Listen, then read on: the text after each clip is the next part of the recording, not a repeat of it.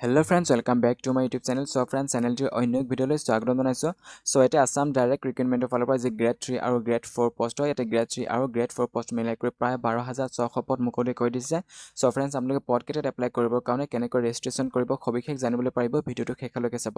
তো বন্ধুসকল, আপোনালোকে যিকোনো পদত এপ্লাই কৰাৰ আগতে প্ৰথমতে ৰেজিষ্ট্ৰেচন কৰিব লাগে। সো আপোনালোকে কেনেদৰে ৰেজিষ্ট্ৰেচন কৰিব সবিশেষ জানি ল'বলৈ পাৰিব, ভিডিওটো শেষলৈকে চাব।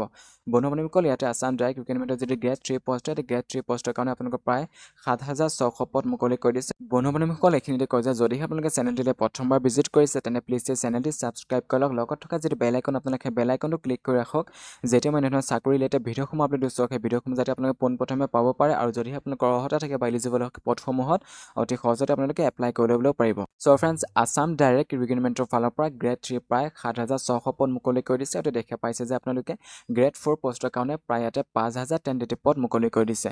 চ' ফ্ৰেণ্ডছ, এই পদসমূহত তথা গ্ৰেড 3 আৰু গ্ৰেড 4 মিলাই কৰি প্ৰায় 12600 পদ মুকলি কৰি দিছে। আপোনাৰ পদসমূহত কেনেকৈ এপ্লাই কৰিব, কেনেকৈ ৰেজিষ্ট্ৰেচন কৰিব সবিশেষ আপোনালোকে জানি ল'বলৈ পাৰিব। চেনেলটো যদিহে প্ৰথমবাৰ ভিজিট কৰিছে প্লিজ এই চেনেলটো ছাবস্ক্ৰাইব কৰি লওক। সো বন্ধুসকল, আপোনালোকে গ্ৰেড 3 আৰু গ্ৰেড 4 পোষ্টৰ বাবে তথা ইয়াতে আসাম ডাইৰেক্ট ৰিক্ৰুটমেন্টৰ ফালৰ পৰা যি গ্ৰেড 3 আৰু গ্ৰেড 4 পোষ্টৰ বাবে এপ্লাই কৰিম বুলি ভাবিছে, তেন্তে আপোনালোকে ভিডিঅ'টো ডেছক্ৰিপশ্যনলৈ যাব। ভিডিঅ'টো ডেছক্ৰিপশ্যনৰ অফিচিয়েল ৱেবছাইট বুলি এটা লিংক দিয়া হৈছে। আপোনালোকে সেই ভিডিঅ'টো ডেছক্ৰিপশ্যনত থকা অফিচিয়েল ৱেবছাইট লিংকত আপোনালোকে ক্লিক কৰি দিব। তাতে ক্লিক কৰাৰ লগে লগে আপোনাৰ সন্মুখত এনেকুৱা এটা ইণ্টাৰফেচ অ'পেন হ'ব।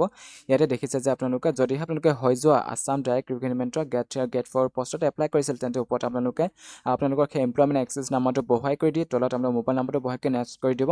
যদিহে আপোনালোকে প্ৰথমবাৰৰ বাবে আসাম ডাইৰেক্ট ৰিক্ৰুটমেন্টৰ গ্ৰেড 3 আৰু গ্ৰেড 4 পোষ্টত এপ্লাই কৰিম বুলি ভাবিছে, তেন্তে আপোনালোকে ইয়াতে ইফ নট ৰেজিষ্টাৰ্ড ক্লিক হেয়াৰত আপোনালোকে ক্লিক কৰি দিব। সো ফ্ৰেণ্ডছ, আপোনালোকে ইফ নট ৰেজিষ্টাৰ্ড ক্লিক হেয়াৰত ক্লিক কৰাৰ লগে লগে আপোনাৰ সন্মুখত এটা নতুন ইণ্টাৰফেচ অ'পেন হ'ব। সো ফ্ৰেণ্ডছ, আপোনালোকৰ সন্মুখত এনেকুৱা এটা ইণ্টাৰফেচ অ'পেন হ'ব। ইয়াতে ওপৰত আপোনালোকৰ ফুল নেমটো দিব, তাৰপিছত ফাদাৰ নেম তথা ইয়াতে দেউতাকৰ নামটো বহাই কৰি দিব, তাৰপিছত মাদাৰ নাম এতিয়া মাকৰ নামটো বহাই কৰি দিব, তাৰপিছত DOB তথা ডেট অফ বাৰ্থটো বহাই কৰি দিব, তাৰপিছত আপোনালোকৰ যিটো ইমেইল বৰ্তমানে আছে সেই ইমেইল আইডিটো ইয়াত বহাই কৰি দিব, তাৰপিছত আপোনালোকৰ ৰেজিষ্ট্ৰেচন নাম্বাৰ এমপ্লয়মেণ্ট এক্সচেঞ্জ যিটো হয় আপোনালোকৰ সেই এমপ্লয়মেণ্ট এক্সচেঞ্জ নাম্বাৰটো ইয়াত বহাই কৰি দিব, তথা আপোনালোকৰ এমপ্লয়মেণ্ট এক্সচেঞ্জৰ যিখন চাৰ্টিফিকেট যিটো আপোনাৰ ৰেজিষ্ট্ৰেচন নাম্বাৰ থাকে সেই ৰেজিষ্ট্ৰেচন নাম্বাৰটো বহাই কৰি দিব। সো ইয়াতে আপোনালোকে এমপ্লয়মেণ্ট এক্সচেঞ্জ নাম্বাৰটো বহাই কৰি অলপ তলৰ ফালে স্ক্ৰল ডাউন কৰিব। তো ফ্ৰেণ্ডছ, আপোনালোকে এতিয়া এমপ্লয়মেণ্ট এক্সচেঞ্জ নাম্বাৰটো বহাই কৰি দিয়াৰ পিছত অলপ তলৰ ফালে স্ক্ৰল ডাউন কৰাৰ পিছত আপোনাৰ সন্মুখত এনেকুৱা এটা ইণ্টাৰফেচ অ'পেন হ'ব। ইয়াতে মোবাইল নাম্বাৰটো বহাই কৰি দিব, যিটো আপোনালোকে সচৰাচৰ ব্যৱহাৰ কৰি থাকে সেই মোবাইল নাম্বাৰটো ইয়াতে বহাই কৰি দিব। ইয়াতে মোবাইল নাম্বাৰটো বহাই কৰি দিয়াৰ পিছত চেণ্ড অ'টিপিত ক্লিক কৰি দিব। চেণ্ড অ'টিপিত ক্লিক কৰাৰ পিছত আপোনালোকৰ যিটো মোবাইল নাম্বাৰ দিছিল সেই মোবাইল নাম্বাৰটোলৈ এটা অ'টিপি যাব। এণ্টাৰ অ'টিপি কোঠাত আপোনালোকে সেই অ'টিপিটো বহাই কৰি দি ভেৰিফাই অ'টিপি বুলি ক্লিক কৰি দিব।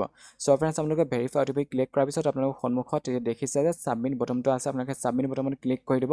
সো সেই ছাবমিট বটনত ক্লিক কৰাৰ পিছত আপোনালোকৰ সেই মোবাইল নাম্বাৰটোলৈ বা আপোনালোকৰ সন্মুখত এটা ইয়াতে আপোনালোকৰ ফাইনেলি ছাবমিট বটনত ক্লিক কৰাৰ পিছত আপোনালোকৰ ফাইনেলি ৰেজিষ্ট্ৰেচন ছাকচেছফুলি হৈ যাব। এনেধৰণে আপোনালোকে ৰেজিষ্ট্ৰেচন কৰি ল'বলৈ পাৰিব, আৰু আপোনালোকে সেই মোবাইল নাম্বাৰ থ্ৰুৱেদি আপোনালোকে সেই ৰেজিষ্ট্ৰেচন আইডিটো পাই কৰি যাব। সো ফ্ৰেণ্ডছ, আপোনালোকে অতি সহজতে এনেধৰণে নিজৰ মোবাইলতে আপোনালোকে ৰেজিষ্ট্ৰেচন কৰি ল'বলৈ পাৰিব, আৰু কেনেকৈ এপ্লাই কৰিব নেক্সট ভিডিঅ'টো আপোনালোকে পাই কৰি যাব। সো ফ্ৰেণ্ডছ, এই ভিডিঅ'সমূহ পাবৰ কাৰণে আপোনালোকে চেনেলটো প্লিজ ছাবস্ক্ৰাইব কৰি লওক। আৰু বন্ধুসকল, সো ফ্ৰেণ্ডছ, ইয়াতে ফাইনেলি ছাবমিট বটনত ক্লিক কৰাৰ পিছত ৰেজিষ্ট্ৰেচন ছাকচেছফুলি হোৱাৰ পিছত পুনৰ এইটো পেজলৈ আহিব। এইটো পেজত অহাৰ পিছত ওপৰত দেখিছে registration number of employment exchange of Assam.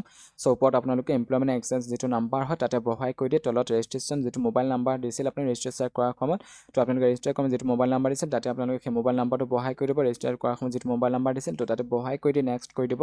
Next কৰাৰ পিছত আপোনালোকে যিটো পদৰ বাবে এলিজিবল হয় আপোনালোকে এপ্লাই কৰি ল'বলৈ পাৰিব। সো বন্ধুসকল, কেনেদৰে এপ্লাই কৰিব তো নেক্সট ভিডিঅ'ত আপোনালোকে পাই কৰি যাব। তো সেই ভিডিঅ'সমূহ পাবৰ কাৰণে তো কেনেদৰে এপ্লাই কৰিব আপোনালোকে সেই ভিডিঅ'সমূহ পাবৰ কাৰণে প্লিজ এই চেনেলটো ছাবস্ক্ৰাইব কৰি লওক, লগত থকা যিটো বেল আইকন সেইটো ক্লিক কৰি ৰাখক। সো ফ্ৰেণ্ডছ, আজি ভিডিঅ'টো ইমানতে আছিল। যদি ভিডিঅ'টো চাই ভাল লাগিল বা আপোনালোকৰ বাবে কিছু সহায়মূলক হৈছে তেন্তে প্লিজ এই চেনেলটো ছাবস্ক্ৰাইব কৰি লওক, আৰু ভিডিঅ'টো এটা লাইক কৰি দিয়ক বন্ধুসকল, আৰু ভিডিঅ'টো যিমান পাৰে আপোনালোকে শ্বেয়াৰ কৰি দিয়ক।